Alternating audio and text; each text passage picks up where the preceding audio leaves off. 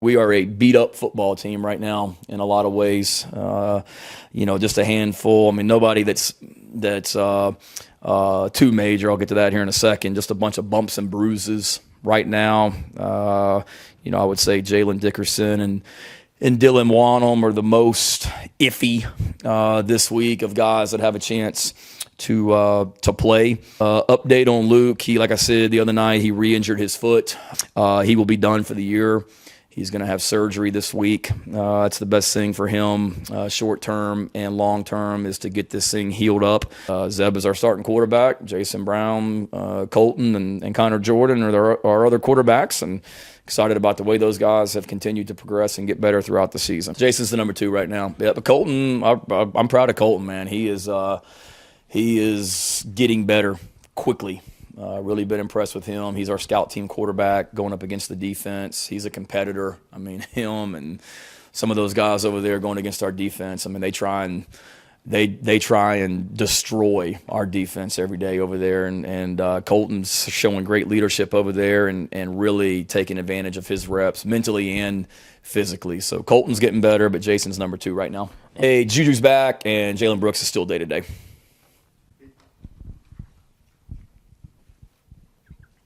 Shane, are there any plans to bring DeCarrion back into the quarterback room or anybody else? No. On that regard? You're going to stick with what you got? Yep.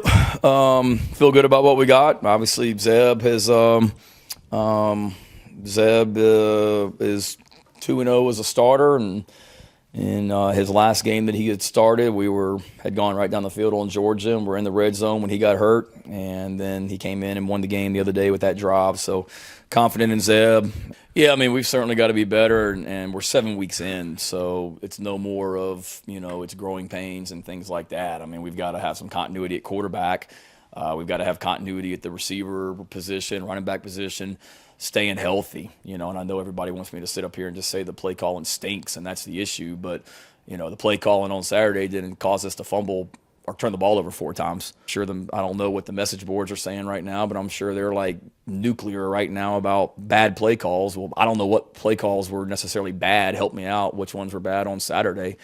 And I don't mean that. I don't need fans now hitting me up on Twitter, giving me a list of all the bad play calls either from Saturday. Like, that was a figure of speech. So please, I try not to look at the mentions, but as soon as I said that, I can see it coming right now. But he didn't really tell a lot of people. He mentioned it to somebody, or after the fact, I'm sorry. I think he told Clint Haggard, our trainer, that in the second quarter, he felt like he had aggravated it somehow. And I don't know if it was necessarily a certain play or or just kind of wear and tear. But second quarter, he told us the next day that it started bothering him. He's a tough kid. I think initially he maybe just felt it was, just soreness and whatnot. He mentioned it to the coaching staff. I think he mentioned it to Zeb late in the game. I think before the series before Zeb came in. Shayna, with Zeb kind of being the guy now too, there's been a lot of things on social and all the Colonel Zeb account. Do you know about that? Do you follow the guy or any of that stuff? No, my wife and kids keep me up to date on it as well. I'm aware of it. I guess I need to follow it. I don't right now. I need to. It is entertaining, to say the least. I did see the picture of, I think it was he and I hugging, and maybe it was Zebuliah's mother, I think was that one. I did see that one, which was pretty good as well. So I find it fascinating. I love it. My wife loves it. My kids enjoy seeing it, but it's good, Shane, you mentioned the Colonel Zebuliah Twitter account. Do you have any opinions on Zeb's mustache? I'm not a fan. Not a fan? I'm not, no. I mean, whatever helps him play well and whatever he feels good about, I'll go with. And I've been around a lot of players that they get the mustaches going. In Oklahoma, we had some guys that did it, and that was their thing there for a while. So I've seen some bad mustaches. I'm not saying Zeb's the worst, but whatever allows him to play well, I'm not going to tell him he's got to shave it. But I think it's all part of the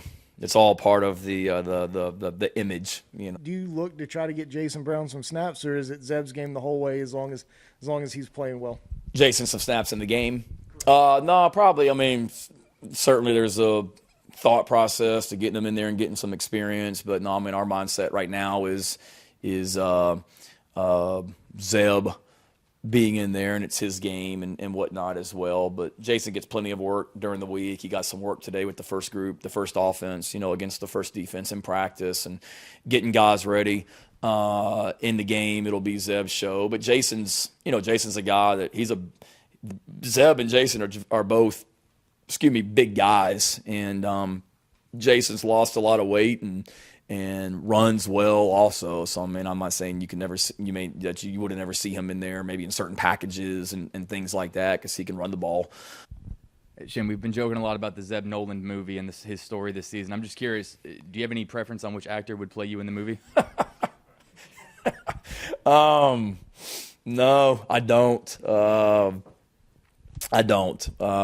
sure there's a lot of names I could throw out, but I'd probably make myself look bad if I said it, or egotistical if, ideally you'd say somebody like Tom Cruise or somebody like that, but then you make yourself look like an idiot if you're trying to compare yourself to Tom Cruise. So no, I